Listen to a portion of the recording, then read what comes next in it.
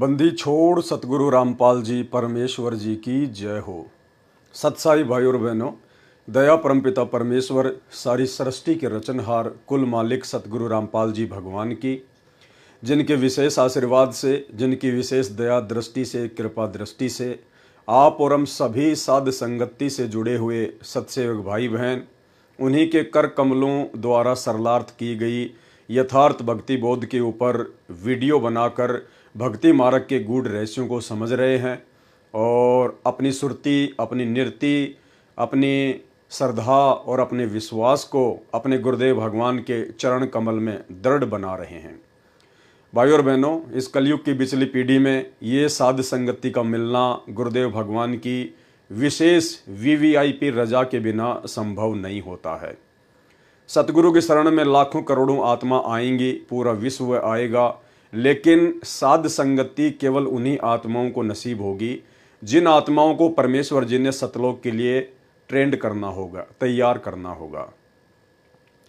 तो जैसे वर्तमान में हमारे गुरुदेव भगवान का इस काल लोक में जबरदस्त विरोध चल रहा है, जिस प्रकार इस काल लोक में कुछ एक आत्माओं को छोड़कर ज्यादातर आत्माओं को परमेश्वर रामपाल जी का नाम सुनना भी पसंद नहीं है, ठीक इसी प्रकार जितनी आत्माएं वर्तमान में परमेश्वर रामपाल जी की शरण में आ चुकी हैं, उनमें से ज्यादातर आत्माओं को साध संगति का नाम सुनना भी पसंद नहीं है, कारण उनके कमजोर भक्ति संस्कार। लेकिन आप और हमारे ऊपर गुरुदेव भगवान ने दया करने में किसी भी प्रकार की कोई भी कसर नहीं छोड़ी है और अब आप और हमारी जिम्मेदारी बनती है कि हम भी गुरुदेव भगवान की इस रजा का भरपूर फायदा उठाएं। तो भाई और बहनों, विशेष रजा है सतगुरु रामपाल जी परमेश्वर जी की साध संगति से जुड़े हुए भाई बहनों के ऊपर, और गुरुदेव भगवान की यह रजा इसी प्रकार से हमारे ऊपर बनी रहे, यही हमारी अंतिम इच्छा है। तो अब हम आगे बढ़ेंगे असुर निकंदन रमेणी के सरलार्थ के ऊपर, और आज का जो वीडियो है ये असुर निकंदन रमेणी के सरलार्थ का लास्ट वीडियो है। आज परमेश्वर जी के आशीर्वाद से असुर निकंदन रमेणी का भी सरलार्थ कंप्लीट हो जाएगा। उसके बाद कल रात्रि 9 बजे हम संध्या आरती के सरलार्थ के ऊपर आगे बढ़ेंगे। तो आज के वीडियो में आगे बढ़े उससे पहले गुरुदेव भगवान से आशीर्वाद प्राप्त करेंगे। परमेश्वर हम सबको सद्बुद्धि बख्शे ताकि उन्हीं के कर कमलों द्वारा सरलार्थ किए गए इस गूढ़ ज्ञान को, इस भक्ति बोध के ज्ञान को हम आसानी से समझ सकें। बंदी छोड़ सतगुरु रामपाल जी परमेश्वर जी की जय हो।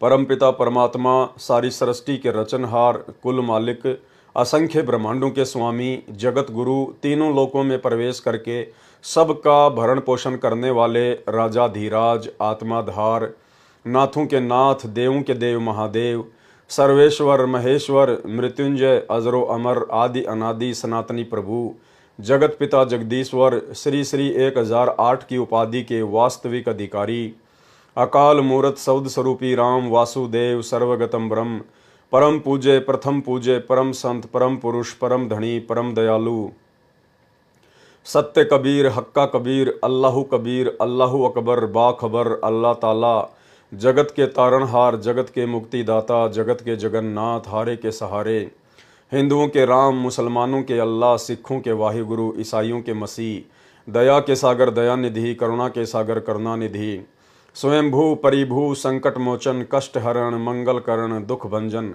अविगत कबीर, निर्विकार निर्विषम परमात्मा, अलय अलेख सतगुरु, आदि अनादि सतगुरु, असली मर्यादा पुरुषोत्तम, असली राम, असली कृष्ण, असली घनश्याम, राजाओं के राजा, महाराजाओं के महाराजा, शहंशाहों के शहंशाह, सम्राटों के सम्राट, भगवानों के भगवान, अल्लाहों के अल्लाह, प्रभुओं के प्रभु, मसीहाओं के मसीह, सच्चे वाहिगुरु, बाबाओं के बाबा, पीरों के पीर, सेठों के सेठ, जगत सेठ, सावड़सा सेठ, सर्वगुण संपन्न, अनंत कोटि कलाओं के स्वामी, अनंत कोटि ब्रह्मांडों के नायक, योगियों में महायोगी, ध्यानियों में महाध्यानी, सिद्धों में परम सिद्ध, ज्ञानियों में तत्व ज्ञानी, ब्रह्म ज्ञानी, महाज्ञानी, परम ज्ञानी, सर्वश्रेष्ठ ज्ञानी, विज्ञानी, युवा कबीर, समरथ कबीर, असमवात, अमित ओझा, सच्चे रहनुमा, करीम अल्लाह, सुभान अल्लाह, दुनिया के अंतिम पैगंबर, 8 सितंबर 1951 से गांव धनाना, जिला सोनीपत, हरियाणा, भारतवर्ष की पावन भूमि पर प्रकट रियल कल की भगवान, रियल श्री नारायण साकार हरि श्री बाबा साहेब संत शिरोमणि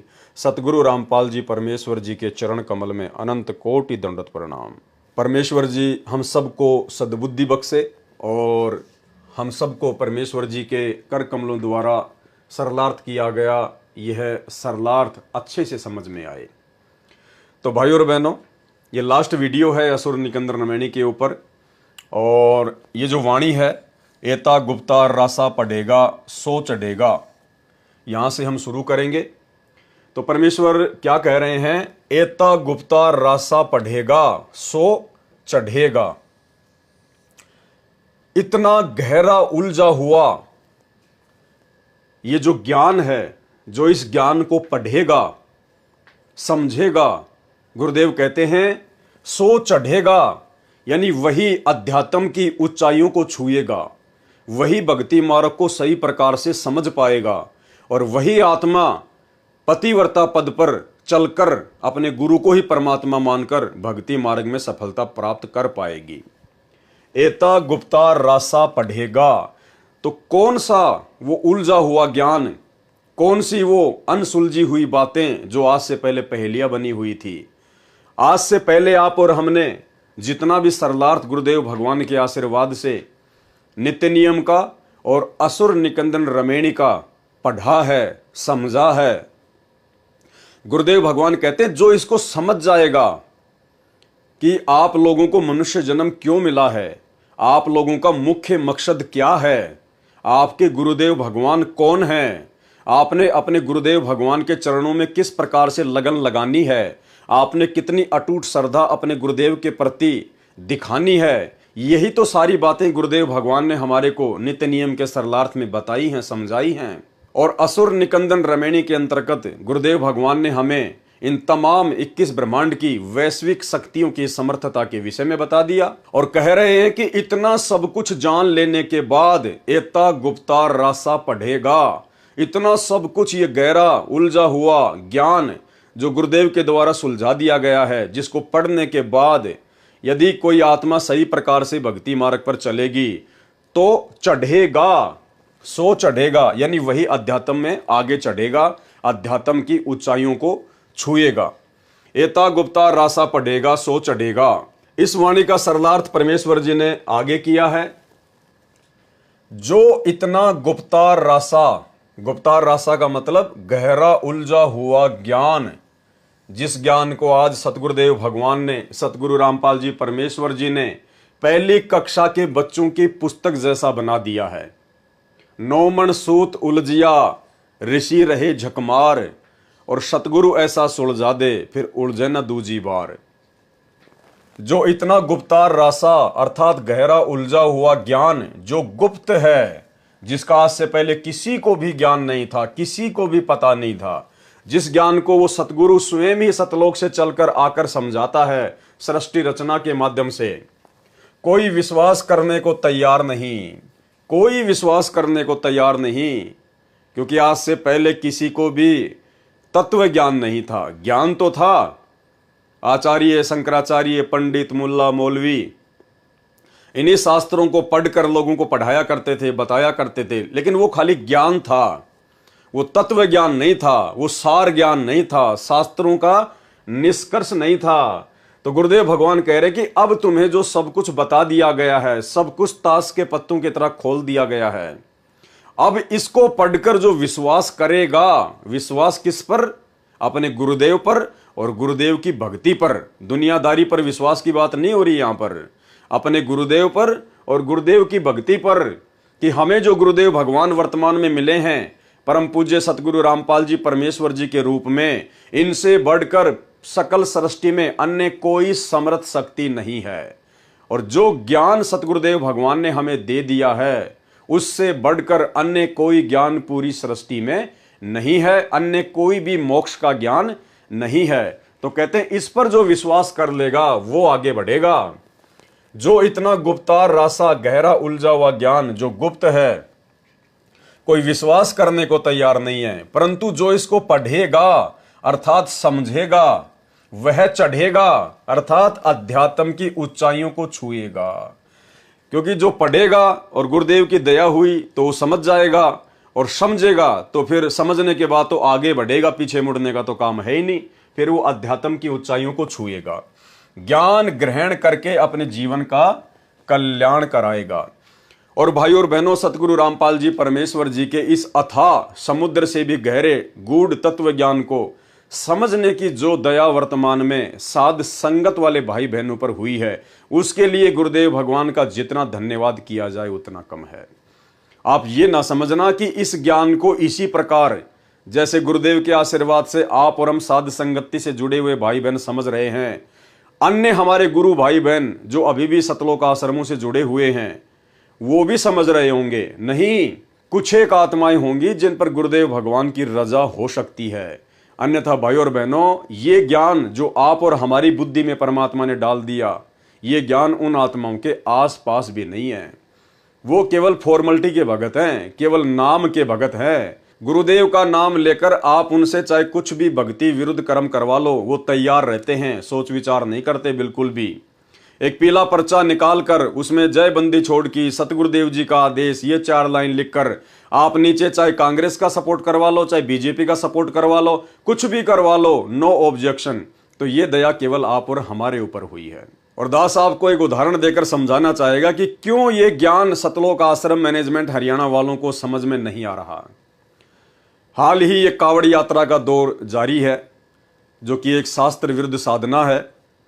भगवान शंकर की जीवनी में या श्री शंकर पुराण में या अन्य जितने भी भगवान शंकर की जीवनी से संबंधित जो पुस्तकें हैं, उनमें किसी में भी कावड़ यात्रा का कोई जिक्र नहीं है। इस प्रकार की भक्ति साधना का कोई उल्लेख नहीं है।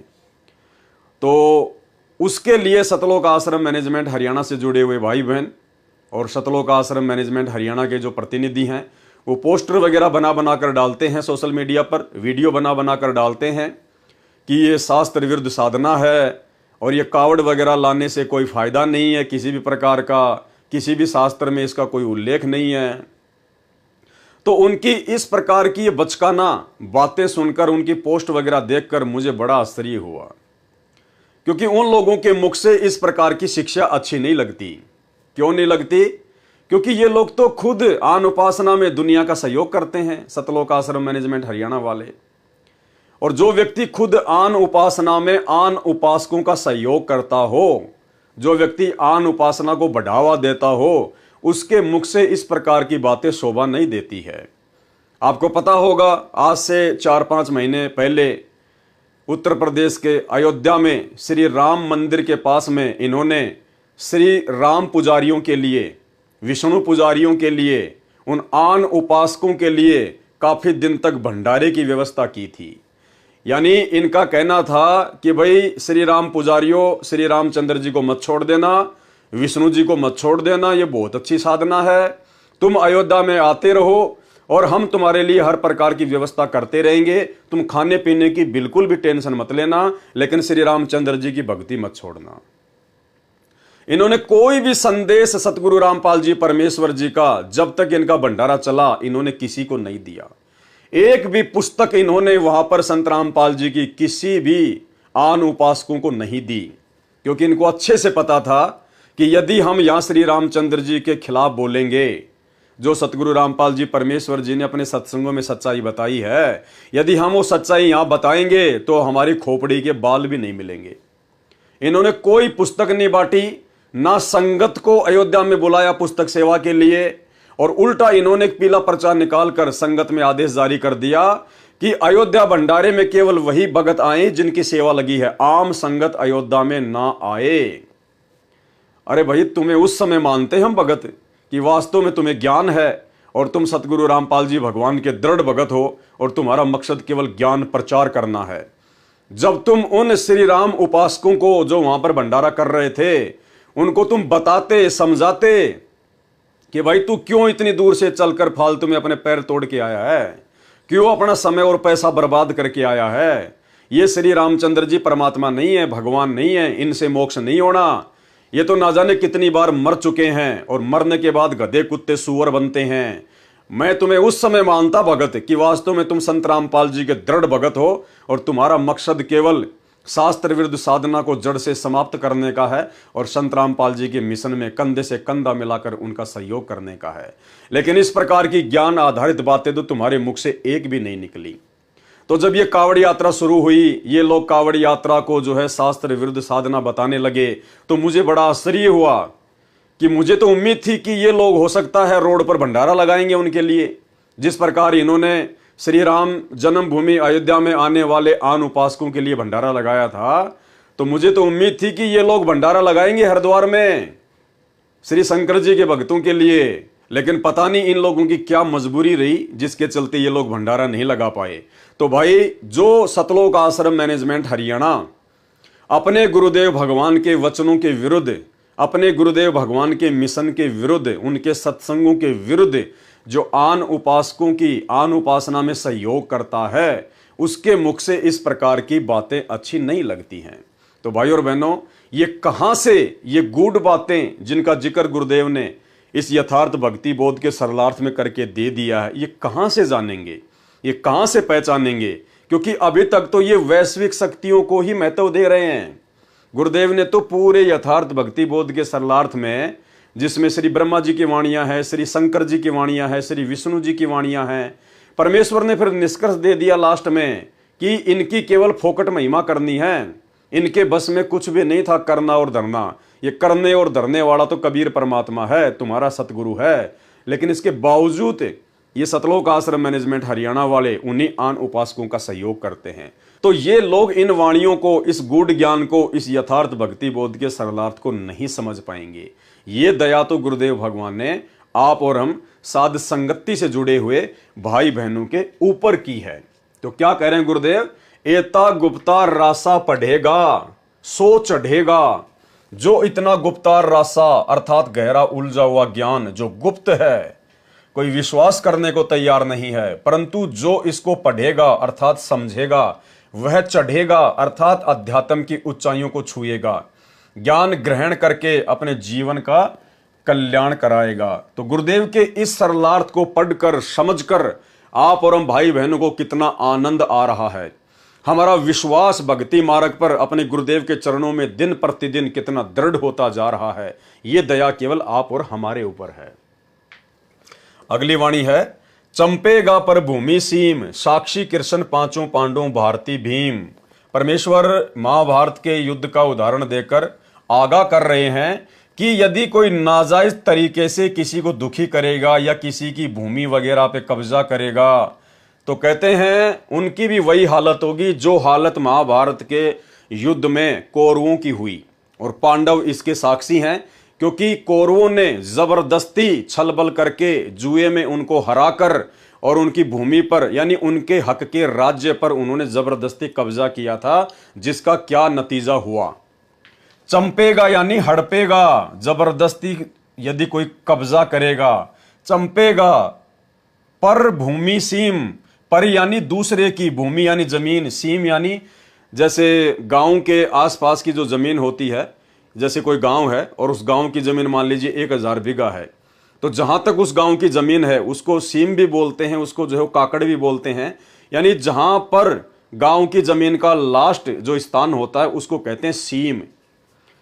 चंपेगा पर भूमि सीम, साक्षी कृष्ण पांचों पांडव भारती भीम। परमात्मा कहते हैं इस बात के साक्षी पांचों पांडव हैं। इस वाणी में सतर्क किया है कि यदि कोई व्यक्ति या राजा पर भूमि सीम चंपेगा अर्थात किसी दूसरे की जमीन तथा सीमा को चंपेगा अर्थात कब्जा करेगा, उसकी वही दशा होगी जो कौरवों की हुई। इसके साक्षी अर्थात गवाह पांचों पांडव हैं। उनमें भीम भारती लड़ाकू योद्धा है, अर्थात महाभारत की कथा इसी बात की जीवित तस्वीर है। अब भाई और बहनों, हमने इसको आध्यात्मिक दृष्टि से लेना है। और इसका आध्यात्मिक पहलू क्या है? जैसे आप और हम सत्सेवक भाई बहन अपने गुरुदेव भगवान की महिमा करते हैं, अपने गुरुदेव भगवान की महिमा को जन जन को सुनाने के लिए, भगत भाई बहनों को बीच में बैठाकर विशेष ज्ञान चर्चा करने के लिए, गुरुदेव के सत्संगों के ऊपर विशेष चर्चा करने के लिए आप और हम भाई बहन साध संगतियां किया करते हैं। लेकिन बीच में आपने देखा कि सतलोक आश्रम मैनेजमेंट हरियाणा काल प्रेरणा से जबरदस्ती बिना किसी बात के ना हम उनको कभी न्योता देते थे, ना हम कोई उनके खिलाफ कोई काम करते थे। हम केवल अपने गुरु जी की महिमा करते थे। लेकिन इन लोगों को बिल्कुल भी रास नहीं आता था और काल प्रेरणा से इन्होंने हमारी हर साध संगति में लगभग हर साध संगति में व्यवधान डालने का प्रयास किया। कभी ये खुद आ जाते लेके लठ, तो कभी ये पुलिस प्रशासन को बीच में डाल देते। हर बार इन्होंने हमारा विरोध किया, यानी इन्होंने जबरदस्ती हमारे को परेशान करने का कुप्रयास किया। तो परमेश्वर कहते हैं जो अगर जबरदस्ती किसी के साथ में करेगा तो उसके साथ में आने वाले समय में ऐसा ही बनेगा। अगली वाणी है, द्रौपदी के खप्पर में मेदनी समायसी, 64 योगनी मंगल गायसी। द्रौपदी के खप्पर में मेदनी समायसी, यानी महाभारत के युद्ध की मुख्य जो सूत्रधार थी, जिसके कारण ये महाभारत के युद्ध का जन्म हुआ, वो है द्रौपदी। और द्रौपदी को गुरुदेव भगवान ने ये दुर्गा का अंश बताया, दुर्गा का अवतार बताया। तो कहते हैं उस द्रौपदी का खप्पर भरने के लिए मेदनी समाइस, यानी 18 करोड़ सेना उसके खप्पर में डाल दी गई, काट काट के, मार मार के। और 64 योगनी मंगल गायसी, और उसके बाद 64 योगनियां, ये कोई देवियां होती हैं, ये फिर मंगल गान गाने लगी खुश हो के। महाभारत की घटना को फिर संक्षेप में बताया है कि जो राजा या प्रजाजन किसी की जमीन राज पर कब्जा करेगा, जैसे द्रौपदी ने खप्पर ले रखा था, केस खोल दिए थे, अपने 5 पतियों से कह दिया था कि जिस दिन दुशासन का वध किया जाएगा तब ये केस बांधूंगी, तब मैं अपने बाल बांधूंगी, अपनी चोटी बांधूंगी।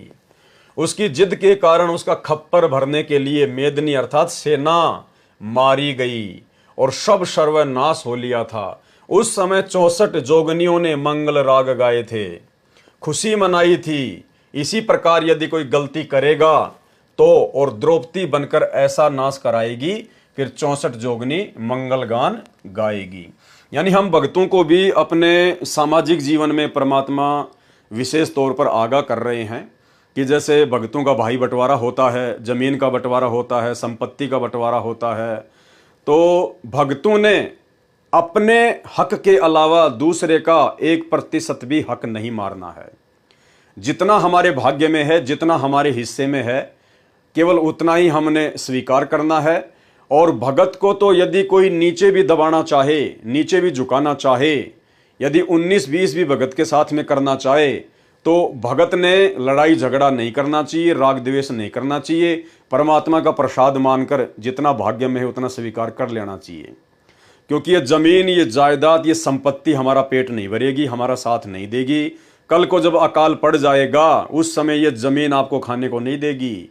वो पैसा, वो घर में रखा हुआ कैश, वो सोना चांदी आपके पेट की भूख नहीं मिटाएगी। आपके सतगुरु के आशीर्वाद से और आपकी भक्ति से आपका कल्याण होगा। आपके हर कार्य को परमात्मा सफल बनाएंगे। तो भक्तों ने हर स्थिति में संयम दिखाना चाहिए। वाणी, वज्रबाण का ताला राक्षस सिर ठोकसी। परमात्मा कहते हैं वज्रबाण का ताला, वज्रबाण यानी तत्व ज्ञान रूपी अस्त्र शस्त्र, और राक्षस सिर ठोकसी, राक्षस यहां पर अभिप्राय है अज्ञान।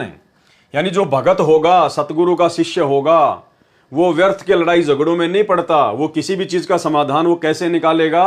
अपने सतगुरुदेव भगवान के द्वारा दिया गया जो तत्व ज्ञान है वो भगत का वज्रबाण है, वो भगत के अस्त्र और शस्त्र हैं, जिनका प्रयोग करते हुए राक्षस सिर ठोकसी यानी अज्ञान के ऊपर जो है प्रहार किया जाएगा, यानी ज्ञान आधार से निर्णय लिया जाएगा।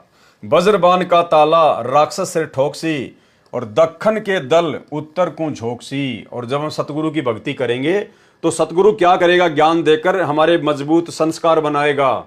यानी हमारे जो दबे हुए जो संस्कार हैं परमात्मा उनको ऊपर उठाएगा। दक्खन के दल का मतलब होता है नीचे दबे हुए हमारे संस्कार। उत्तर को झोंकसी यानी परमात्मा ऊपर को उठाएगा।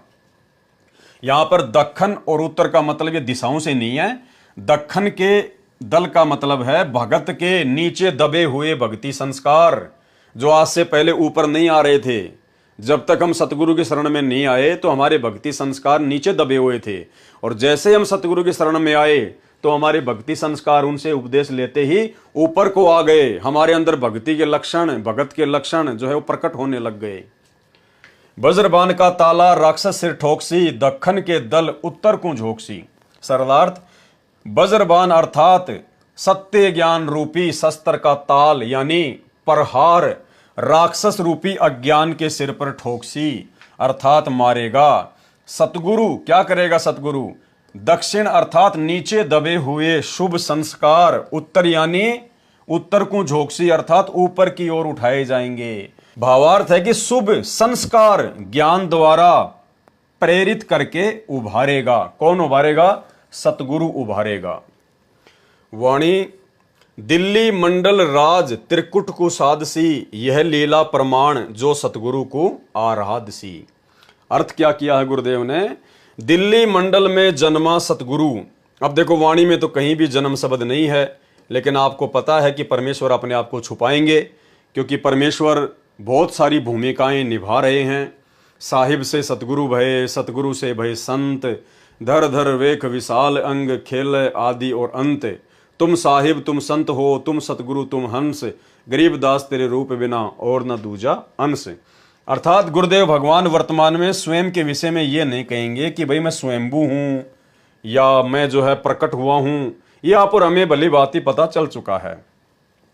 दिल्ली मंडल राज त्रिकुट को साधसी, दिल्ली मंडल में जन्मा सतगुरु क्या करेगा? त्रिकुटी की साधना का राज अर्थात रहस्य बताएगा। कौन बता सकता है त्रिकुटी की साधना का राज और रहस्य? स्वयं वो बता सकता है जो कबीर होगा, जो स्वयं समर्थ होगा, सतलोक का बादशाह होगा। यह लीला प्रमाण जो सतगुरु को आराधसी, यह लीला तो प्रमाण है अर्थात सबूत है, परंतु वही समझ सकेगा जो सतगुरु को आराधसी अर्थात सतगुरु के बताई भक्ति मंत्रों से साधना करेगा। कौन सी लीला, कौन से सबूत? यही जो गुरुदेव अपने आप को छुपा रहे हैं कि मेरा तो जन्म हुआ है, मेरा तो जन्म हुआ है। कहते हैं इस लीला को कि सतगुरु प्रकट होता है या सतगुरु जन्म लेता है, इस लीला को वही समझ पाएगा जो सतगुरु की सही प्रकार से भक्ति करेगा, सतगुरु के बताए भक्ति मंत्रों से साधना करेगा। वाणी, कजली बलकू ज्यों गोफन के गिलोल हैं, राक्षस का रासा भंग खाली चहुंडोल हैं। क्या अनुवाद किया गुरुदेव ने?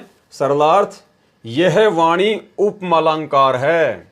समझाया है कि जैसे कजली अर्थात कदली केले बनकर, कुंजर यानी हाथी मस्ती में आकर केलों के पेड़ों को खाते हैं और उन्हीं पर लेटते हैं, उनको तोड़ते हैं, और जब उनको राजा के नौकर पकड़कर बंदी बनाकर रखते हैं तब वह सिर धुनता है, रोता है। वह मस्ती अब कहां? ऐसे ही मानव शरीर को प्राप्त प्राणी पूर्व जन्म के पुण्यों से प्राप्त सुविधाओं को मस्ती से भोगता है।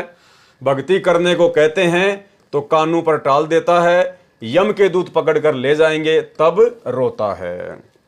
यानी परमात्मा ने ये उदाहरण दिया है, कजली बलकू ज्यों गोफन के गिलोल हैं।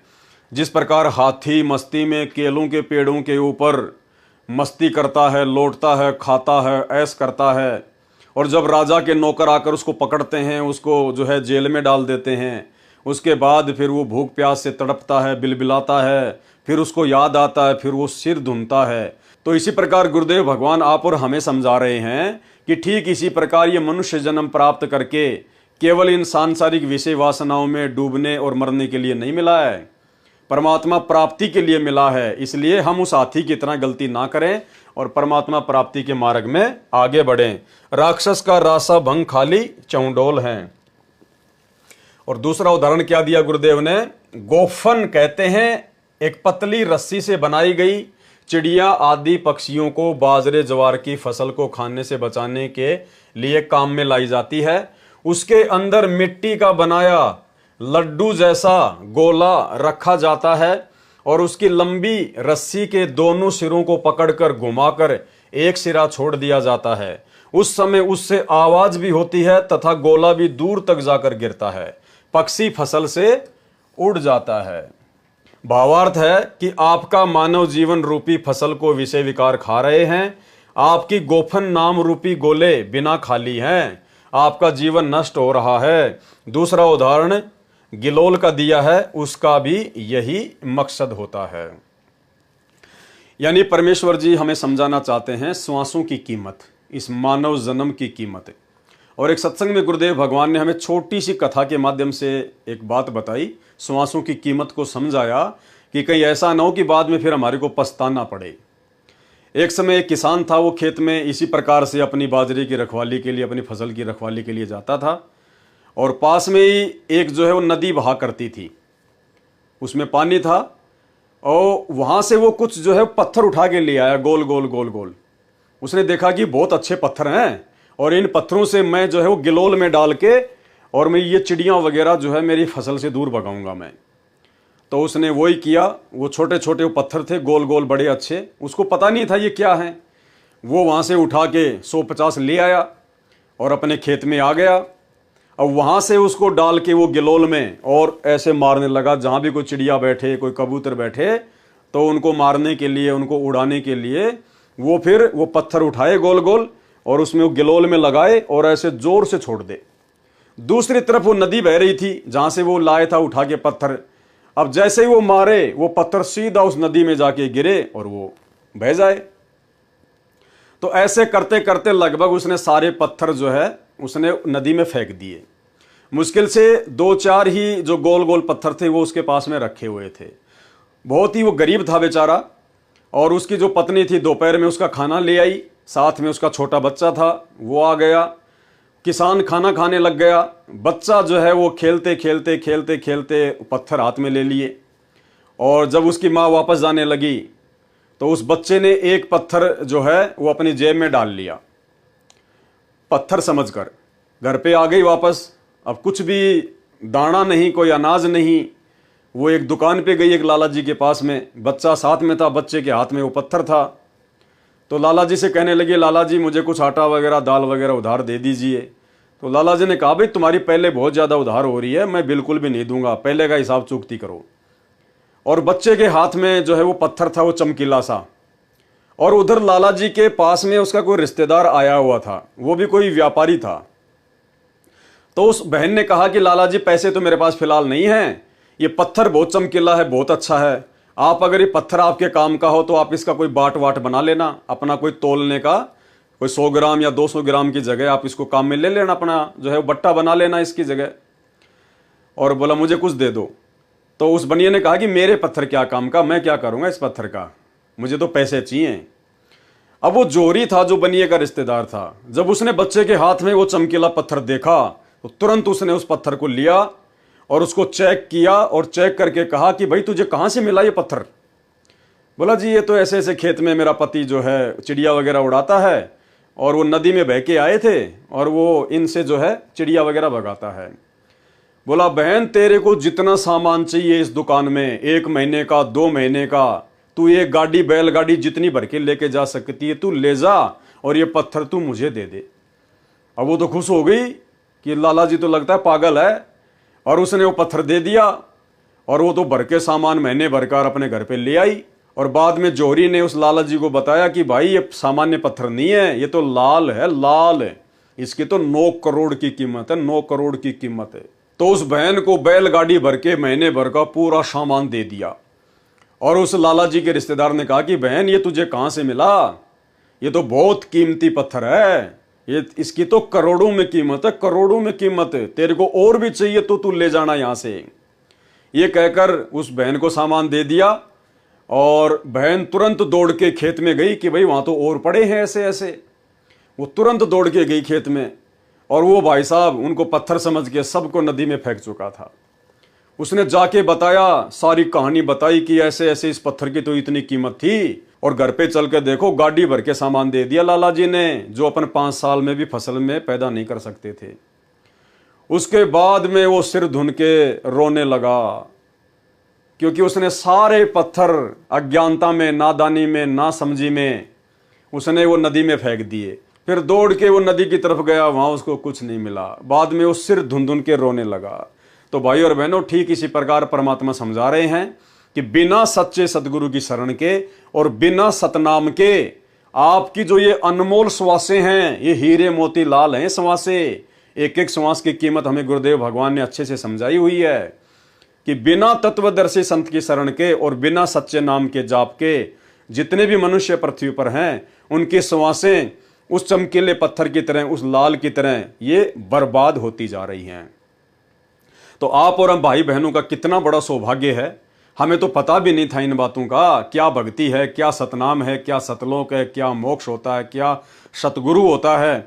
और सतगुरु ने स्वयं ही आकर हमें अपनी जानकारी दी, अपना हाथ पकड़ाया, हमें अपनी शरण में लिया। तो भाई और बहनों, आप और हम कितनी बड़ी किस्मत के धनी हैं, ये गुरुदेव भगवान अक्सर अपने सत्संगों में जिक्र करते रहते हैं। तो हमने गुरुदेव भगवान की रजा को इसी प्रकार से बनाकर रखना है। तो इन वाणियों में परमात्मा ने विशेषकर यही समझाने का प्रयास किया है कि अब तुम्हें उन श्वासों की कीमत को समझा दिया गया है। अब तुमने भक्ति में गफलत नहीं करनी है, मंत्र जाप करने में गफलत नहीं करनी है, मर्यादा तोड़ के अपने गुरुजी को नाराज नहीं करना है। फिर कहा है कि खाली चहडोल, चहडोल कहते हैं हाथी के ऊपर रख के खोके जैसी अलमारी को, यानी पहले राजा महाराजा जो हाथी के ऊपर एक वो अंबारी बना के चलते थे ना, उसको कहते हैं चहडोल। उसको अंबारी भी कहा जाता है, वह भी खाली है। अर्थात आपके पास मानव शरीर रूपी हाथी भी है, उसके ऊपर बुद्धि रूपी चहडोल भी है, परंतु उस चहडोल में बैठने वाला राजा अर्थात मन तो गधों की सवारी कर रहा है। अर्थात मानव शरीर भी है, ये बुद्धि रूपी उसके ऊपर ये अंबारी भी है, लेकिन जब तक सतगुरु नहीं मिलता, जब तक सतगुरु का तत्व ज्ञान नहीं मिलता, तब तक इस मानव शरीर से ये काल, ये मन गधे की सवारी करता है, उल्टी साधना करवाता है, उल्टे कुकर्म ही करवाता है। भावार्थ है कि तत्व ज्ञान के अभाव से मानव भक्ति रूपी हाथी को छोड़कर संसार की अस्थायी महिमा प्राप्त करने में लगा रहता है। यानी काल प्रेरणा से 2 के 4 बनाने में, एक प्लॉट ले लिया दूसरा ले लूं, वो बिल्डिंग बना ली, एक बिल्डिंग और ले लूं, कार ले लूं, कोठी ले लूं, यानी अनावश्यक वस्तुओं के संग्रह में इंसान अपना जन्म बर्बाद कर देता है। उसके हाथी का चैंडोल खाली पड़ा है, अर्थात भक्ति बिना मनुष्य का वास्तविक कार्य अधूरा तथा व्यर्थ है। और आप और हमारा वो कार्य परमेश्वर जी ने सफल बना दिया, ये सत भक्ति देकर, अपनी शरण में लेकर, अनमोल ज्ञान देकर। तो ऐसे गुरुदेव भगवान का जितना धन्यवाद किया जाए उतना ही थोड़ा है। वाणी नी कलंक अंश लीला कालंद्र कुमार सी, अर्ध लाख वर्ष बाकी दाने और दूतों को श्रृंगार सी। ये श्री विष्णु जी का जो अवतार आएगा, 10वां अवतार नी कलंक नाम से कलयुग के अंत में, उसके विषय में परमात्मा बता रहे हैं। कलयुग के अंत में मानव भक्तिहीन, चरित्रहीन तथा कृतघ्नी हो जाएगा कि नी कलंक यानी कल की अवतार रूप में विष्णु जी का अंश आएगा। वह कालंदर नाम के दुखदाई राक्षस को मारेगा, फिर 50,000 वर्ष तक बाकी राक्षसों को तथा दूतों निंदकों को मारेगा। नी कलंक अंश लीला कालंदर कुमारसी, अर्ध लाख वर्ष बाकी, अर्ध लाख यानी 50,000 वर्ष तक वो दूसरे दूतों को, जो कि लोगों को जो परेशान करेंगे, जो लोगों को दुख देंगे, जो भक्ति नहीं करने देंगे, कहते हैं फिर वो उनको मारेगा। वह कालंदर नामक दुखदाई राक्षस को मारेगा, फिर 50,000 वर्ष तक बाकी राक्षसों को तथा दूतों निंदकों को मारेगा। वाणी कलयुग की आदि में चाणोर कंस मारे थे, कलयुग की आदि में चाणोर कंस मारे थे और त्रेता की आदि में हिरणाकुश पछारे थे। सरलार्थ श्री विष्णु जी की स्तुति करके पुनः महिमा दोहराई है कि आप जी ने द्वापर युग के अंत में जब कलयुग का प्रभाव हो गया था, उस समय मथुरा के राजा कंस को मारा था तथा कंस के राज्य का पहलवान जो मथुरा केसरी था, चमार जाति में जन्मा था, ये श्री कृष्ण रूप में मारे थे। यानी श्री विष्णु जी ने श्री कृष्ण के रूप में मारे थे। लेकिन सच्चाई तो आप और हमें इस तत्व ज्ञान से गुरुदेव ने बताई है कि वो शक्ति प्रदान करने वाले सतगुरु ही थे। कौन थे? सतगुरु। सतयुग के अंत में त्रेता युग का प्रभाव होने लगा था, उस समय हिरणाकुश को नरसिंह रूप धारण करके मारा था। यानी महिमा श्री विष्णु जी की जा रही है, लेकिन असल में वो सारे काम करने वाले कौन थे? गुरुदेव भगवान। नरसिंह रूप धरे गुरु राया और हिरणाकुश को मारण धाया। वाणी बलि की विलास यज्ञ सुरपति पुकारे थे, वामन स्वरूप धर कीनी सुरपति पुकार बलि वह निस्तारे थे। यानी राजा बलि ने इंद्र की गद्दी प्राप्त करने के लिए जो यज्ञ किए थे, और फिर देवताओं का राजा इंद्र परेशान हो गया था। फिर वो विष्णु जी के पास गया कि भगवान कोई समाधान निकालो, आपने मुझे राज दिया था। और राजा बलि ने तो 99 यज्ञ पूरी कर ली है, 100वीं यज्ञ वो करने बैठ गया। तो विष्णु जी ने कहा कि ठीक है, मैं कोई समाधान निकालता हूँ। तो विष्णु जी के पास में समाधान नहीं था, उसने परमात्मा से अर्ज की। तो परमेश्वर कबीर जी अर्थात सतगुरु रामपाल जी भगवान ने बोने व्यक्ति का, बोने ब्राह्मण का रूप धारण करके किस प्रकार से राजा बलि को समझाया और इंद्र के राज को यथावत रखा। ये कहानी परमात्मा ने हमें असुर निकंदन रमणी के सरलार्थ में पहले पूरी लिख कर दी है। हमने उसको पिछली वीडियो में अच्छे से समझा है, तो यहाँ परमात्मा उसका ज़्यादा जिक्र नहीं कर रहे। बलि की विलास यज्ञ सुरपति पुकारे थे, वामन स्वरूप धर कीनी, सुरपति पुकार बलि बैन निस्तारे थे। सरलार्थ, इसमें श्री विष्णु जी की महिमा का गुणगान है। बलि राजा की यज्ञ वाला प्रकरण है, जो वाणी संख्या 66 का सरलार्थ पढ़ें, अर्थात हम लोग पहले इसको पूरी कहानी को पढ़ चुके हैं। वाणी, कलयुग की आदि में 12 सदी की अंत है, दूल्हे दयाल देव जानत कोई संत भेव योई वाला कंत है। कलयुग की आदि में 12 सदी की अंत है, यानी परमात्मा समझाना चाहते हैं जब भी कोई युग समाप्त होने वाला होता है, उससे 1200 वर्ष पहले नेक्स्ट युग का प्रभाव शुरू हो जाता है। जैसे मान लीजिए कि त्रेता युग की जो समाप्ति होती है, उससे 1200 वर्ष पहले उसमें द्वापर युग का जो प्रभाव है वो शुरू हो जाता है। और जब द्वापर युग की समाप्ति का समय आता है, तो उससे 1200 वर्ष पहले उसमें कलयुग का जो प्रभाव है वो स्पष्ट रूप से दिखाई देने लग जाता है। कलयुग की आदि में 12 सदी की अंत है, यानी जब कलयुग की शुरुआत होनी थी, उससे पहले द्वापर युग में 1200 वर्ष पहले ही इस कलयुग का जो प्रभाव है वो दिखाई देने लग गया था। यानी ये हर युग में होता है। परमात्मा ने बताया जब भी किसी नए युग का प्रारंभ होना होता है, उससे 1200 वर्ष पहले उस नेक्स्ट युग का जो प्रभाव है वो दिखाई देने लग जाता है। दूल्हे दयाल देव जानत कोई संत भेव यूं ही बाला कंत है। लेकिन वो परमात्मा, वो दयालु, वो सबका स्वामी, वो परमेश्वर जिसने सबको बनाया, जिसने सबको रचा, वो हमेशा एक जैसा रहता है, उसकी स्थिति में कोई बदलाव नहीं होता है। सरलार्थ, जैसा कि वाणी संख्या 120 में बताया है कि प्रत्येक युग के अंत में अगले युग का जो प्रभाव है वो गिरने लगता है। प्रत्येक युग के अंत में, जैसे द्वापर युग का अंत, तो द्वापर युग के अंत से 1200 वर्ष पहले उसमें जो है कलयुग का जो प्रभाव है वो दिखाई देने लगेगा। त्रेता युग का अंत, तो जैसे त्रेता युग का अंत होने वाला होगा तो 1200 साल पहले ही उसमें द्वापर युग का जो प्रभाव वो दिखाई देने लग जाएगा। सतयुग का जैसे अंत होने वाला होगा तो 1200 वर्ष पहले उसमें त्रेता युग का जो प्रभाव है वो दिखाई देने लग जाएगा। प्रत्येक युग के अंत में अगले युग का प्रभाव गिरने लगता है। द्वापर युग में लगभग 1200 साल पहले कलयुग का प्रभाव हो गया था और उसी के प्रभाव में कंस ने अत्याचार किए।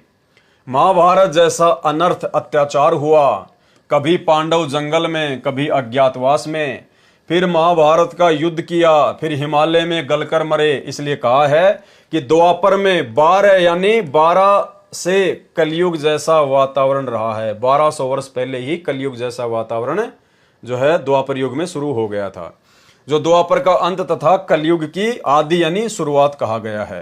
परंतु दूल्हे दयाल देव अर्थात सर्व आत्माओं को दूल्हा अर्थात पति परमेश्वर दयालु परमात्मा यो ही वाला कंत है, अर्थात यह वाला, यह जिसकी महिमा संत गरीबदास जी वास्तव में करना चाहते हैं। तो संत गरीबदास जी अपने सतगुरु की महिमा करना चाहते हैं। तो गरीबदास जी कहना चाह रहे हैं कि जो सतगुरु मुझे मिला था, जो कंत, जो स्वामी, वो सदैव एक समान रहता है, उसकी शक्ति में, उसकी स्थिति में कोई परिवर्तन नहीं आता है। यो ही वाला कंत यानी स्वामी परमात्मा, अर्थात ये वाला मतलब जिसकी महिमा संत गरीबदास जी वास्तव में करना चाहते हैं। यानी फोकट महिमा तो इन देवताओं की चल रही है रमणी के माध्यम से, लेकिन वास्तव में सब कुछ करने धरने वाला कौन है? गरीबदास जी का सतगुरु, अर्थात वही सतगुरु आज हमें मिला है। तो सतगुरु रामपाल जी परमेश्वर जी ही वास्तव में वो कंत है, वो स्वामी है, वो समर्थ परमात्मा है जो इन सब के कार्यों को सफल बनाता है। लड़के मूसल दादाजी वाला उदाहरण है, इसलिए कहा है कि वास्तव में कंत अर्थात पति है, परमेश्वर है। इस भेव अर्थात रहस्य को कोई तत्वदर्शी संत ही जानता है। तो ये रहस्य आज गुरुदेव भगवान ने हम सभी भाई बहनों को बता दिया है, अपने तत्व ज्ञान से परिचित कर दिया है। वाणी दिल्ली के तकत छत्र फेर भी फिराइसी, खेलत गुप्तार सैन भंजन स फोकट फैन, मैयल राजबाला पुरुष सतगुरु दिखलाई सी। ये आने वाले समय के विषय में परमेश्वर ने बताया है कि दिल्ली के तकत यानी सिंहासन पर छत्र फेर भी फिराई सी, यानी आदरणीय गरीबदास जी कह रहे हैं कि जो मेरा सतगुरु है, जो मुझे जिंदा बाबा के रूप में मिला, जो कबीर परमात्मा, आगे चलकर वो दिल्ली मंडल में जाएगा, सतगुरु दिल्ली मंडल आईसी।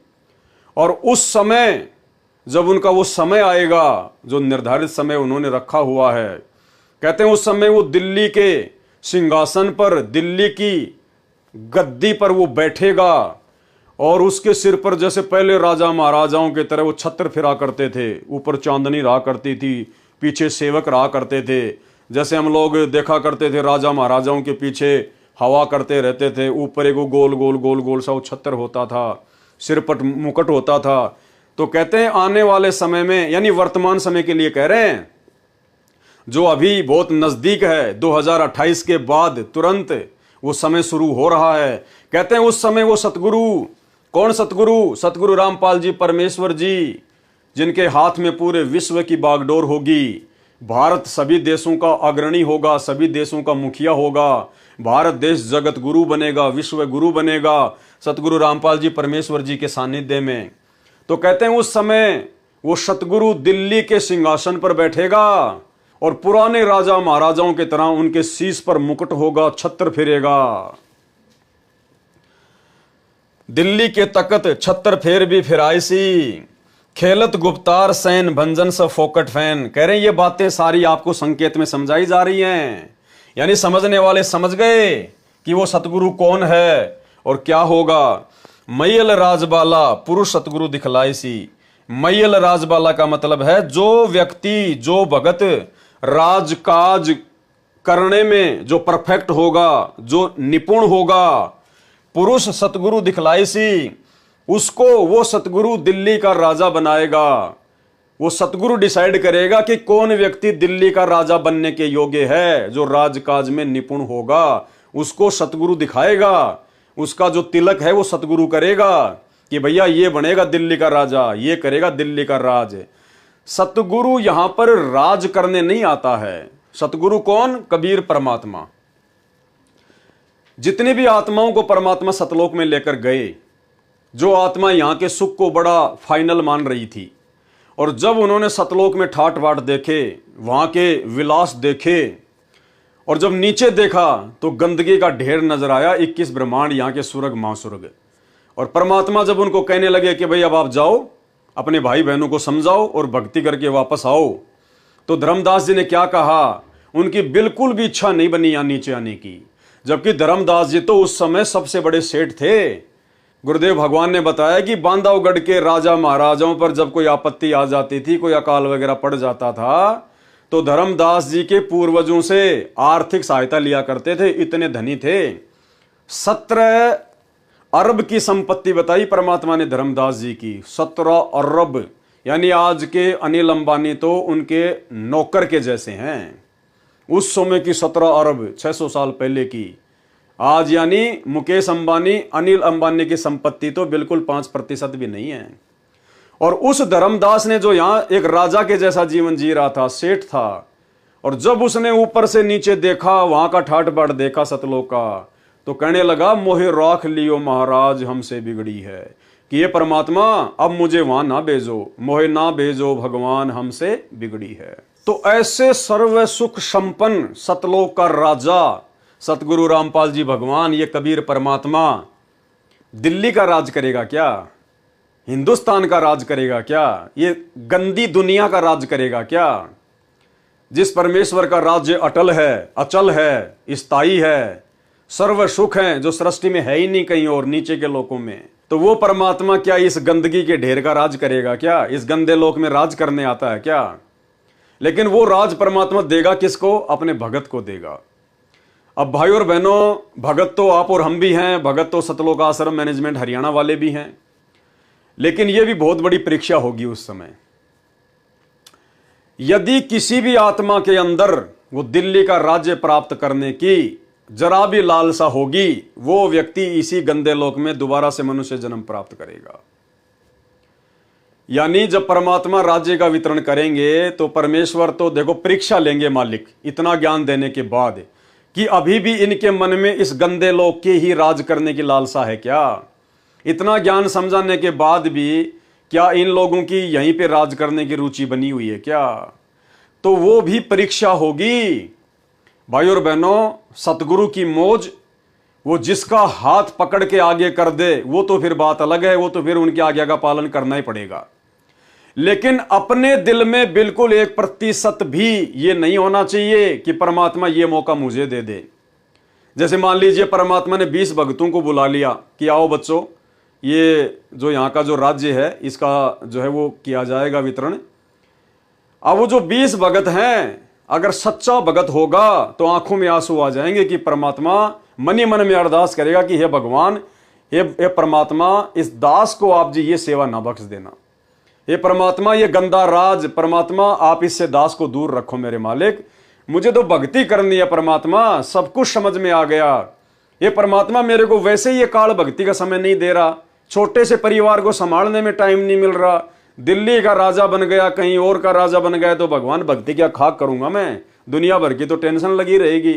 तो जो सच्चा भगत होगा ना, उसके तो हृदय में ये बात सुनकर लड्डू नहीं फूटेंगे, वो तो अंदर ही अंदर रोएगा, आंखों में आंसू आ जाएंगे कि भगवान कहीं ये सेवा मुझे ना बख्श दे, मैं तो भक्ति करूंगा बस अपनी जैसी भी है, थोड़ा बहुत समय परमात्मा के ध्यान लगा के भक्ति करूंगा और इस गंदे लोक से पीछा छुड़ाना है। ये मालिक आपने कह दिया, इंद्र का राज कागदा बिष्टा न भोगा इंद्राणी नु, यहाँ का राज करके क्या करना परमात्मा? वैसे समय नहीं मिलता इस गंदे लोक में भक्ति के लिए। तो ये भी परीक्षा होगी भाई और बहनों भक्तों की। जिस प्रकार हम लोग पहले पढ़ाई करते थे और जब टीचर होमवर्क की कॉपी चेक करता था और जिन जिन बच्चों ने होमवर्क कंप्लीट नहीं किया होता था उनको साइड में खड़ा कर दिया जाता था 4-5 को, और फिर उनकी पिटाई करने के लिए उनको आगे बुलाया जाता था कि आ जाओ रे इधर आओ। तो वो एक दूसरे को धक्का मारते थे कि ये जाए पहले ये जाए, वो डरा करते थे कि डंडे पड़ेंगे आगे। तो इसी प्रकार जब परमात्मा इस प्रकार की सेवा बांटे तो भाई और बहनों, उन बच्चों जैसी स्थिति अगर किसी की होगी तो सच्चा भगत है। और सतगुरु तो अंतर्यामी है, तुम्हारे अंदर क्या चल रहा है और तुम बाहर क्या बोल रहे हो, फॉर्मेलिटी नहीं चलती इस मार्ग में, नकलीपन नहीं चलता, वो तो अंदर के भाव चेक करेगा। तो भाई और बहनों, ये भी भक्तों की परीक्षा होगी, इसलिए कभी सौपन में भी नहीं आना चाहिए कि परमात्मा हमें इस प्रकार की सेवा दें। ये अरदास करो कि परमात्मा आपके चप्पल जूते उठाने की सेवा दे देना, ये परमात्मा हमें तो आश्रम में झाड़ू निकालने की सेवा दे देना, या अन्य कोई ऐसी सेवा दे देना भगवान जिससे मैं भक्ति ज्यादा कर सकूं। ये परमात्मा, ये तो उलझन है, ये तो बखेड़ा है, ये राजपाट, ये क्या पता कब मान बढ़ाई आ जाए, कब अहंकार आ जाए, कब काल का दाव लग जाए। ये तो विनती करनी चाहिए पल पल कि परमात्मा इस शरीर को लास्ट शरीर बना दो। ये परमात्मा इंद्र के राज की भी लालसा नहीं है, ये दिल्ली का राज तो 2 कोड़ी का राज है, कुछ भी नहीं है। तो ये भक्तों की परीक्षा होगी भाई और बहनों। हमने इस कदर जो है तैयार रहना है, खुशी नहीं मनाने की गुरुजी ने मेरे को वहां का शासन दे दिया, गुरुजी ने मेरे को इतनी बड़ी सेवा दे दी, कुछ नहीं लेना देना नहीं है। सबसे बड़ी सेवा है जो गुरुजी ने भक्ति दे दी, इससे बढ़कर गुरुजी की और कोई सेवा नहीं है। तो क्या कहा परमात्मा ने, दिल्ली के तकत छत्र फेर भी फिराइसी और खेलत गुप्तार सैन भंजन सब फोकट फैन। कहते हैं ये संकेत में सब कुछ बता दिया, और उस समय जब वो समय आएगा तो कहते हैं भंजन सब फोकट फैन। तो कहते हैं जिन जिन लोगों की फोकट की महिमा बनी हुई है ना वर्तमान में, ये संकेत परमात्मा का वर्तमान के राजनेताओं की ओर है। जैसे लोगों ने अपनी नासमझी के चलते ये मान रखा है कि नरेंद्र मोदी भारत को जगत गुरु बनाएगा, भारत को विश्व गुरु बनाएगा, नरेंद्र मोदी ये करेगा वो करेगा, तो परमात्मा कहते हैं जो फोकट की महिमा जो बनी होगी ना उस समय फालतू के लोगों की, वो सब फैल हो जाएगी, दूध का दूध पानी का पानी हो जाएगा कि कौन क्या करेगा। भंजन सब फोकट फैन, मैल राजबाला, यानी कौन होगा राजा बनने के लायक। पुरुष सतगुरु दिखलाए सी, उस व्यक्ति को तो सतगुरु बताएगा, सतगुरु दिखाएगा कि कौन राजा बनेगा। सरलार्थ, भारतवर्ष की राजधानी दिल्ली के तख्त अर्थात गद्दी सिंहासन पर बैठेगा, उसके सिर पर पुराने राजा महाराजाओं की तरह छत्र फिरेगा। किसके सिर पर? सतगुरु रामपाल जी परमेश्वर जी के शीश पर। यानी मुखिया तो परमात्मा ही होंगे, लेकिन परमात्मा फिर अपना प्रतिनिधि नियुक्त कर देगा, अर्थात छत्र से शोभा की जाएगी। मैयल यानी माहिर अर्थात राजकाज में निपुण कुशल, राजबाला अर्थात राजा बनने वाले व्यक्ति को, पुरुष को सतगुरु दिखाएगा कि कौन राज्य करने के योग्य है, कौन राजा बनने के योग्य है। कौन दिखाएगा? ये सतगुरु डिसाइड करेगा। कोई इलेक्शन नहीं होंगे, कोई चुनाव नहीं होंगे, कोई पार्टीबाजी नहीं होगी। अभी वर्तमान में बांग्लादेश में क्या हो रहा है आप सबको पता है ना।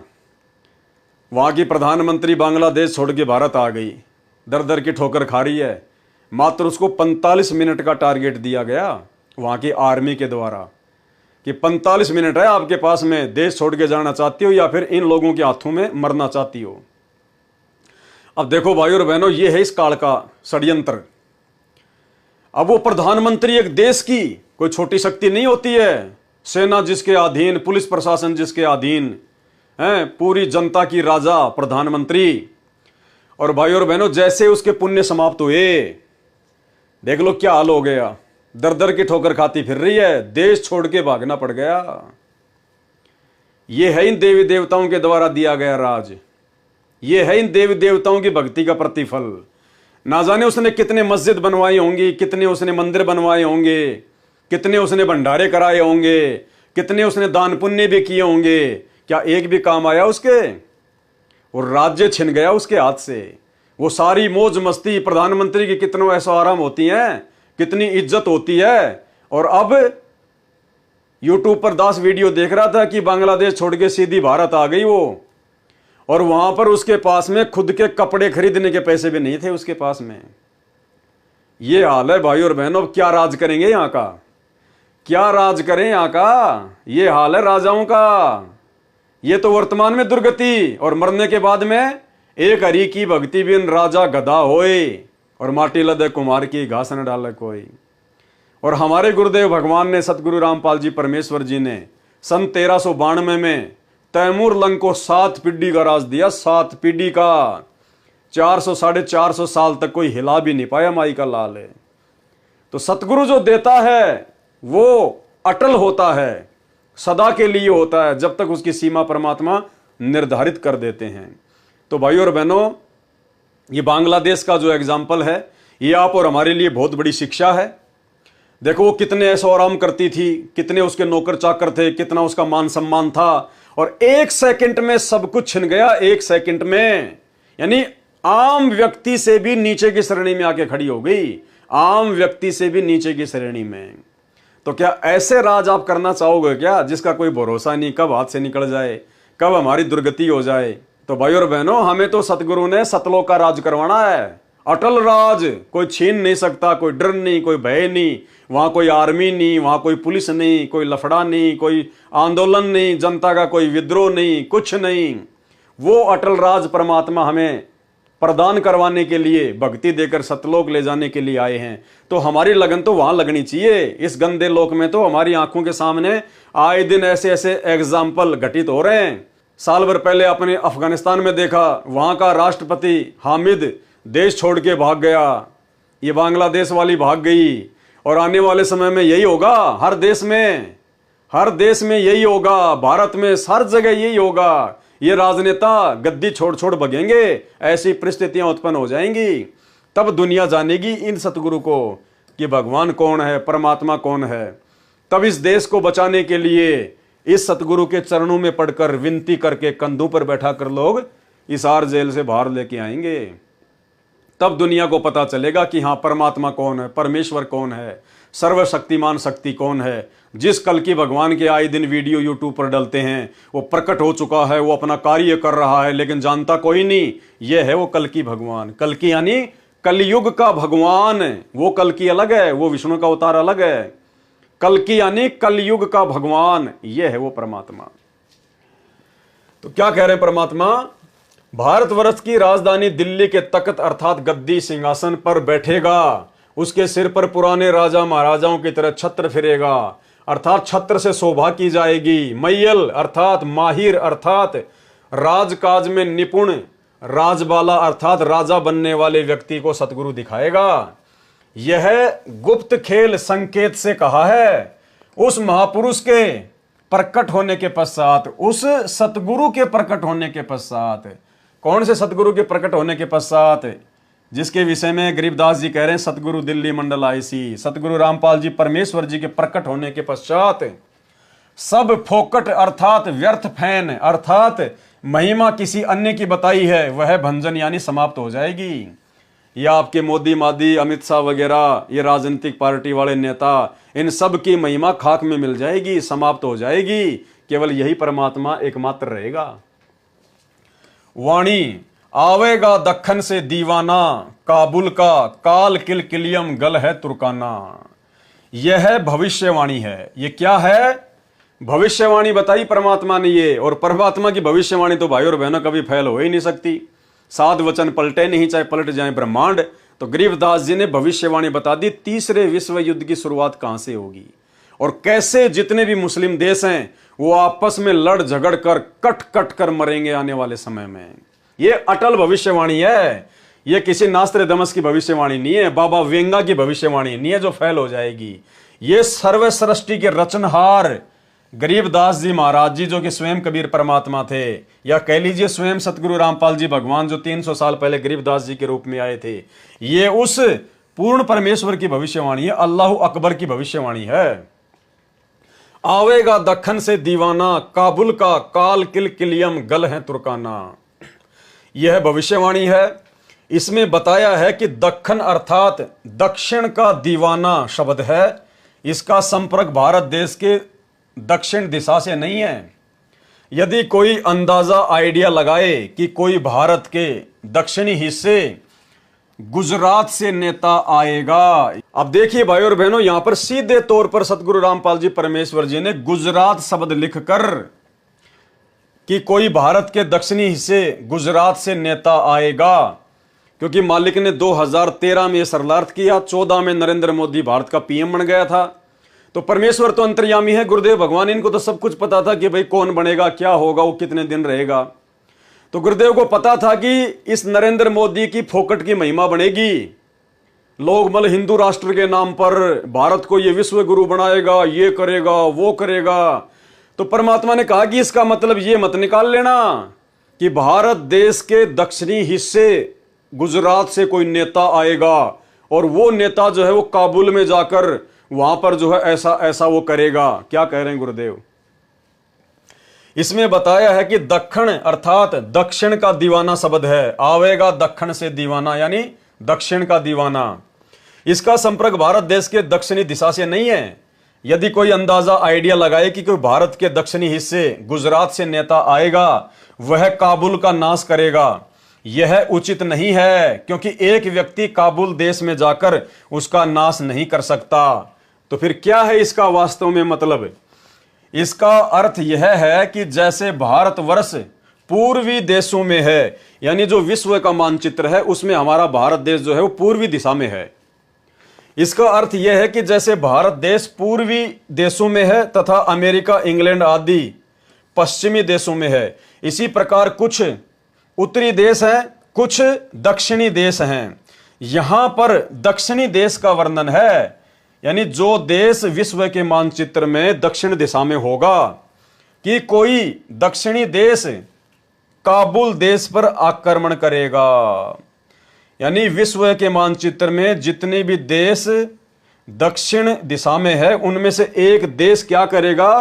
अफगानिस्तान की राजधानी काबुल के ऊपर आक्रमण करेगा।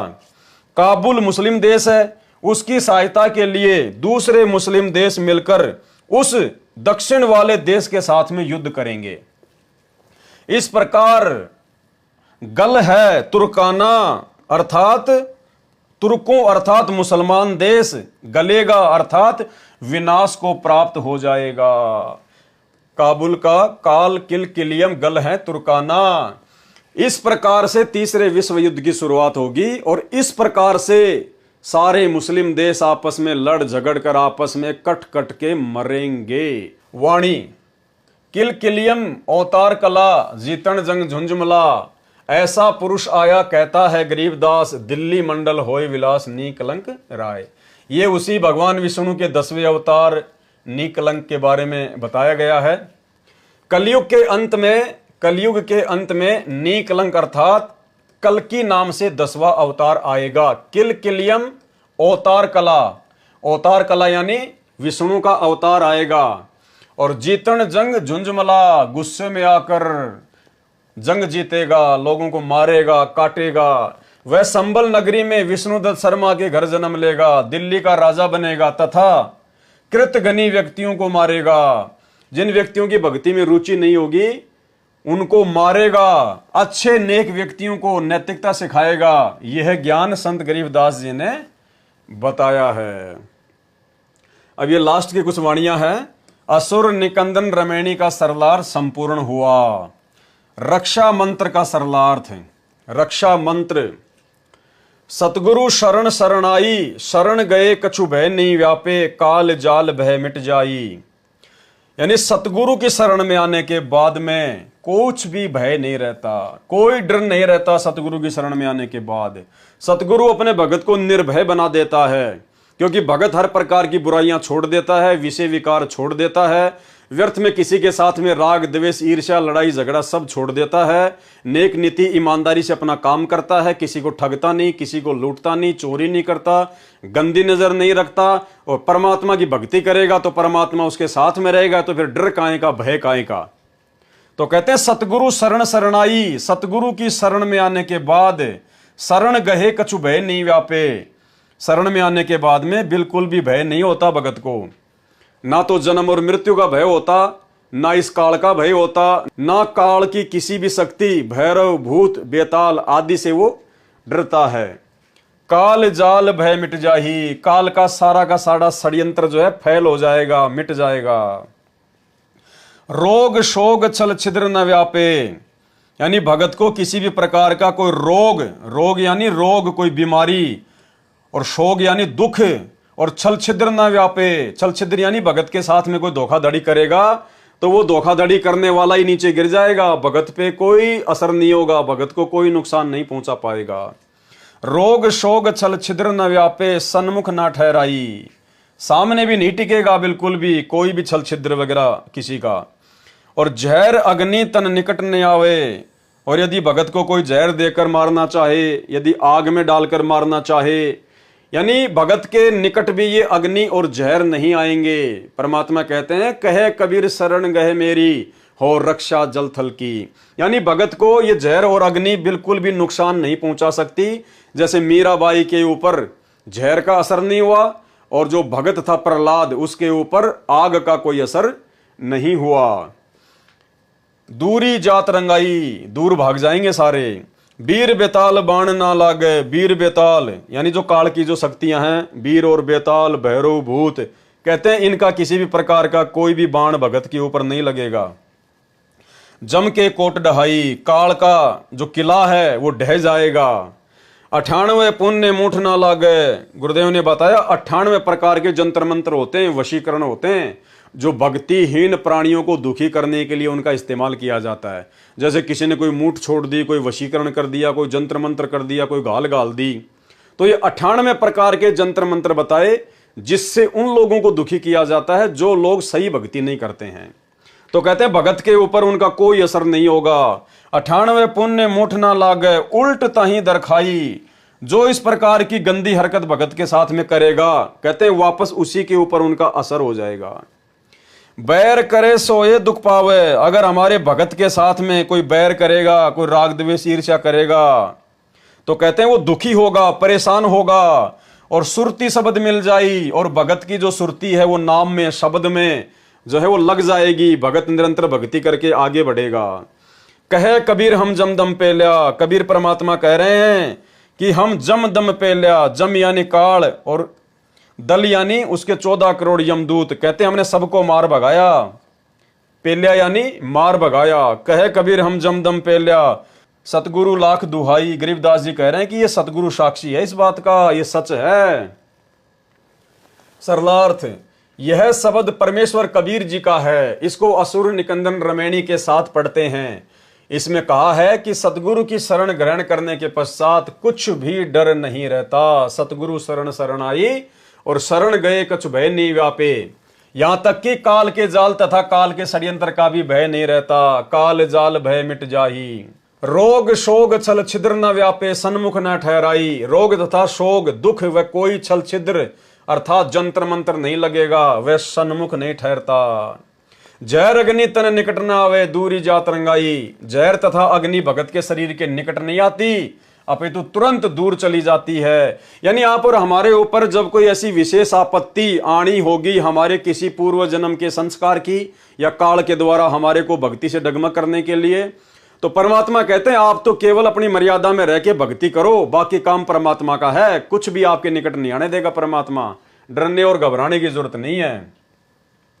वीर बेताल बाण ना लागे, यम के कोट ढहाई। वीर बेताल नाम के प्रेत प्रमुखों का कोई बाण अर्थात आक्रमण प्रभाव नहीं करेगा, अपितु यमराज का किला अर्थात चक्कर भी ढह जाएगा। जम के कोट ढहाई समाप्त हो जाएगा। 98 पुण्य मूठ ना लागे, उल्ट तही दरखाई। 98 प्रकार की मूठ मंत्र अर्थात पाखंड पूजा है, जिनके द्वारा भक्तिहीन प्राणियों को मंत्र से कष्ट दिया जाता है। वे सतगुरु के भगत पर असर नहीं करते, उल्टे उसी को हानि करते हैं जो भगत के ऊपर मंत्र छोड़ता है। बैर करे सोए दुख पावे, सुरती शब्द मिल जाई। जो भगत से बैर करेगा वह दुख पावेगा। भगत की तो भक्ति और बढ़ेगी, उसकी सुरती नाम मंत्र में लीन होकर मोक्ष प्राप्त करेगा। और कहे कबीर हम जमदम पे लिया, सतगुरु लाख दुहाई। परमेश्वर कबीर जी ने कहा है कि हम ही भगत की रक्षा करते हैं। और जम दल अर्थात जम दूतों का समूह है जो 14 करोड़ का झुंड है। पेल्या अर्थात भगा दिया। सतगुरु की शरण में कोई कष्ट नहीं रहता। सतगुरु को लाख लाख दुहाई अर्थात बधाई है, जिन्होंने हमें ऐसा अनमोल ज्ञान और ऐसी भक्ति देकर हमारे जीवन को धन्य कर दिया है। तो भाई और बहनों, असुर निकंदन रमैनी का सरलार्थ गुरुदेव भगवान के आशीर्वाद से कंप्लीट हुआ। गुरुदेव भगवान का हम अनंत कोटि दंडवत धन्यवाद करते हैं कि परमेश्वर जी ने जो सेवा अपने तुच्छ छोटे से मंदबुद्धि दास को बख्शी, परमेश्वर ने अपने आशीर्वाद से अपने संरक्षण में उसको कंप्लीट करवाया। अब कल रात्रि 9 बजे हम संध्या आरती के सरलार्थ के ऊपर चलेंगे। तो भाई और बहनों, ऐसा समर्थ गुरुदेव भगवान हमें प्राप्त है। और ये तमाम असुर निकंदन रमैनी का जो सरलार्थ है, इस सरलार्थ का केवल एक ही निष्कर्ष निकलता है कि 21 ब्रह्मांड केवल गुरुदेव भगवान सतगुरु रामपाल जी ने, कबीर परमात्मा ने इस काल को राज करने के लिए दिया हुआ है। ये धर्मराय, ये काल, ये ज्योति निरंजन सतगुरु का नौकर है, उसके दरबार का चेला है, मजदूर है। इसको केवल एक ड्यूटी दी गई है। ये 21 ब्रह्मांड सतलोक की जेल है और ये काल यहाँ का जेलर है। जो सतलोक में गलती करता है उस आत्मा को नीचे पटक दिया जाता है जेल में। तो ये केवल जेलर है, बहुत छोटी शक्ति है। और आज हमें सतलोक का राजा कबीर परमात्मा सतगुरु रूप में आकर मिल गया है। तो अब हमने इस जेलर से डरने की जरूरत नहीं है, घबराने की जरूरत नहीं है। हाँ, अगर सतगुरु की मर्यादा तोड़कर अगर कुछ ऐसी वैसी हरकत करेंगे तो भाई ये पकड़ के ले जाएगा अपनी जेल में। फिर सतगुरु का और इसका एग्रीमेंट है, फिर सतगुरु कोई बीच बचाव नहीं करेगा। तो भाई और बहनों, बहुत सारे भाई बहन कह रहे थे कि भाई आप लोग इतनी बड़ी बड़ी बातें करते हो, हमारे गुरुजी ऐसा कर देंगे, ऐसा कर सकते हैं, आने वाले समय में हमारे गुरुजी सब कुछ करेंगे और सारे भगवान फेल हो जाएंगे, कोई कुछ नहीं कर पाएगा। तो भाई तुम्हारे गुरुजी वर्तमान में जो देश विदेश में परिस्थितियां बिगड़ रही हैं उनको सेट क्यों नहीं कर देते? लड़ाई झगड़ों को रोक क्यों नहीं देते? रसिया और यूक्रेन के युद्ध को क्यों नहीं समाप्त कर देते? ईरान और अमेरिका के बीच में कैसे भयंकर खींचातानी हो रही है, तुम्हारे गुरुजी शांत क्यों नहीं कर देते? बांग्लादेश में ऐसा विद्रोह हो रहा है, इतने लोग मारे जा रहे हैं, आए दिन ये बड़े बड़े जो है ये ट्रेन हादसे हो रहे हैं और लोग मर रहे हैं आए दिन, तुम्हारे गुरुजी क्यों नहीं बचा देते अगर भगवान है तो? भाई सबसे पहले तो आप सतगुरु रामपाल जी परमेश्वर जी के सत्संग सुनना शुरू कीजिए, क्योंकि परमात्मा का एक विधान, एक संविधान है जिससे आप लोग बिल्कुल अपरिचित हो। परमात्मा है तो इसका मतलब ये नहीं कि सब कुछ उल्टा सीधा कर देगा, वो कर सकता है, वो समर्थ है, लेकिन उसके भी कुछ नियम हैं, कुछ कायदे हैं भाई, जिसके कारण ये सृष्टि चलायमान है, ये ब्रह्मांड चल रहे हैं। तो सबसे पहले तो आप संत रामपाल जी के सत्संग सुनना शुरू करें और सत्संगों में सृष्टि रचना को सुने। उसके बाद में अगर आपके बात समझ में आ जाए, फिर आप सतगुरु रामपाल जी भगवान की शरण में आओ, उनसे उपदेश लो, संकल्प दीक्षा लो या नाम उपदेश लो, जैसा भी आपको समझ में आए। और फिर जो मर्यादा सतगुरु रामपाल जी भगवान बताते हैं, जो भक्ति बताते हैं, उस भक्ति को उनकी मर्यादा में रहकर करो। उसके बाद में चाहे भाई पूरी दुनिया इधर की उधर क्यों ना हो जाए, चाहे पूरी दुनिया के देश आपस में लड़ झगड़ के क्यों ना खत्म होने की स्थिति में आ जाएं, जो सतगुरु का सच्चा भगत होगा, जो उपदेश लेने के बाद इनकी मर्यादा में रहकर भक्ति करेगा, जो संकल्प लेने के बाद इनकी मर्यादा में रह के भक्ति करेगा, उस भगत का चाहे कितना भयंकर युद्ध क्यों ना हो रहा हो, कहीं किसी देश में कितना भयंकर विद्रोह क्यों ना हो, चाहे अग्नि बाण क्यों ना छूट रहे हो, मिसाइलें क्यों ना गिर रही हो, परमाणु बम क्यों ना भगत के घर के सामने गिर जाए, लेकिन उस भगत का कोई बाल बाका नहीं कर सकता, बाल बाका। और इसका उदाहरण परमात्मा ने महाभारत के युद्ध में दिया। अग्नि बाण चल रहे थे, अस्त्र शस्त्र भयंकर, 18 करोड़ सेना आमने सामने, बड़े बड़े योद्धा कट कट के मर गए, जिनके आज नाम लिए जाते हैं। और टटीरी पक्षी के अंडों की परमात्मा ने इंद्र के हाथी का घंटा तोड़ के रक्षा कर दी, कोई बाल बाका नहीं कर पाया। पूरी 18 करोड़ सेना मर गई कट कट के, लेकिन वो 5 अंडे जो बताते हैं गुरुदेव भगवान, उन पे आंच भी नहीं आने दी परमात्मा ने। तो इसी प्रकार जो सतगुरु की शरण में आ जाएगा, सतगुरु रामपाल जी से विधिवत नाम दीक्षा ले लेगा, उनकी शरण में आकर मर्यादा में रहकर भक्ति करेगा, तो भाई आपके घर के सामने चाहे युद्ध क्यों ना हो, अग्निबाण क्यों ना गिरे, मिसाइल क्यों ना गिरे, परमाणु बम क्यों ना गिरे, भगत का बाल बाका नहीं हो सकता। चाहे अकाल पड़े, चाहे भूकंप आए, चाहे बाढ़ आए, चाहे दुनिया डूब जाए, भगत को परमात्मा ऐसे अपने हाथों पर रखेगा। एक समय गुरुदेव भगवान ने सत्संग में बताया कि काल ने कहा परमात्मा से कि धर अंबर सब जाएंगे और विनसेंगे कैलाश, और एकम एका होएगा। एकम एके का मतलब होता है सब कुछ तैस नैस हो जाना, तब कहां रहेंगे तेरे दास। क्या कहा काल ने कि धर अंबर सब जाएंगे और विनसेंगे कैलाश, और एकम एका होएगा, तब कहां रहेंगे तेरे दास। तब आपके ये भगत, आपके ये शिष्य और शिष्याएं, ये उस समय कहां जाएंगी, कहां रहेंगी, कौन इनकी रक्षा करेगा, जब मैं अपने किस ब्रह्मांड में सब कुछ तहस नहस करूंगा। तो गुरुदेव भगवान ने कहा कि धर अंबर सब जान दे और विनसन दे कैलाश, और एकम एका होण दे, मेरे आश्रय रहेंगे मेरे दास। जैसे पानी के ऊपर नौका चलती है, ऐसे मेरे भगत उन विकट परिस्थितियों में मेरी पलकों पे रहेंगे, मेरे हाथों के ऊपर रहेंगे, जैसे जहाज पानी के ऊपर रहती है, चाहे कितनी इलोरे मरती रहें, जहाज का कुछ नहीं बिगड़ता। परमात्मा से पूछा किसी ने कि धर अंबर सब जावेंगे और विनसेंगे कैलाश, एकम एका होएगा, तब कहां रहे तेरे दास। धरती अंबर जान दे और विनसन दे कैलाश, एकम एका होण दे, मेरे आश्रय रहे मेरे दास। कि मेरे भक्त मेरे द्वारा बताई गई इस विधि और इस धर्म पुण्य के जहाज में बैठ के और ऐसे रहेंगे जैसे नौका जल के ऊपर रहा करती है। ये धर्म के कारण ये विनाश में नहीं आएंगे, चाहे तीनों लोकों का भी नाश बेशक हो जाए। तो भाई और बहनों, ऐसा समर्थ सतगुरु भगवान आज हमें प्राप्त है। और भाई और बहनों, इस बात को हम कोई अहंकार में आकर नहीं कह रहे, ना हमें कोई घमंड है, क्योंकि घमंडी और अहंकारी वो होता है जिसको ज्ञान नहीं होता, आध्यात्मिक ज्ञान नहीं होता। बल्कि हमें फक्र है कि समर्थ सतगुरु की हम शरण में हैं, और आने वाले समय में देश विदेश सहित भारत में भी तांडव मचेगा। भविष्यवाणियां तो आप सबको पता ही है, नास्ट्राडामस की, बाबा वेंगा की या अन्य लोगों की। वो 2028 तक या उसके कुछ समय बाद सब कुछ ऐसा ही होगा।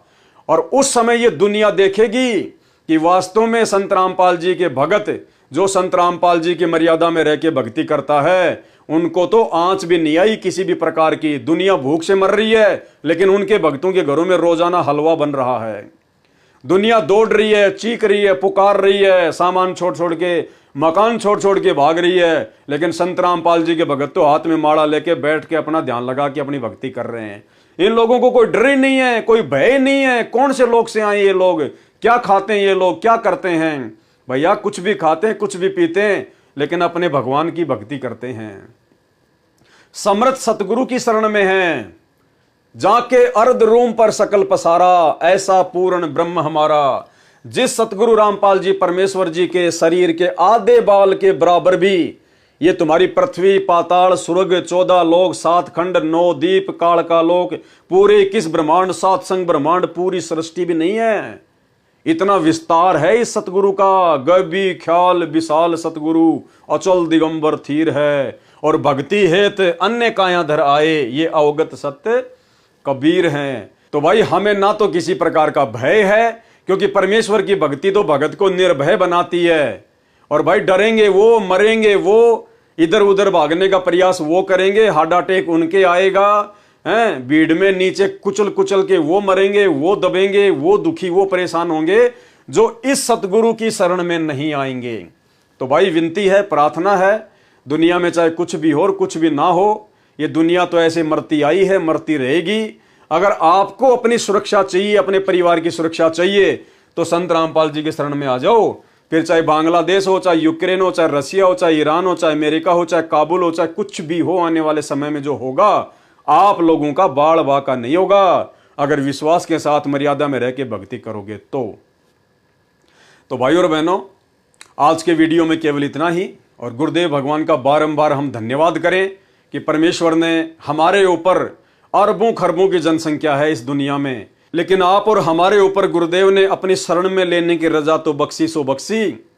उनका अध्यात्म ज्ञान हमें जिस कदर समझ में आ गया है, साध संगत से जुड़े हुए भाई बहनों को, ये गुरुदेव भगवान की आप और हमारे ऊपर एक विशेष रजा है, एक विशेष विट्टो पावर है परमात्मा की। ये सतलोक आश्रम मैनेजमेंट हरियाणा से जुड़े हुए भाई बहनों को प्राप्त नहीं है। इसलिए भाई और बहनों, ये मौका दोबारा नहीं मिलेगा, बार बार नहीं मिलेगा। आप पूर्णतया अपने गुरुदेव भगवान पर आश्रित हो जाओ, पूर्णतया अपने गुरुदेव भगवान पर दृढ़ विश्वास कर लो। दुनिया मरे, जले, कटे, दौड़े, भागे, कुछ भी कहे, कहने दो, दुनिया का काम है, वो ऐसे कहती आई है। दुनिया को आगे पीछे का ज्ञान नहीं है, आगे पीछे का ज्ञान केवल गुरुदेव ने आप और हमारे को दिया है।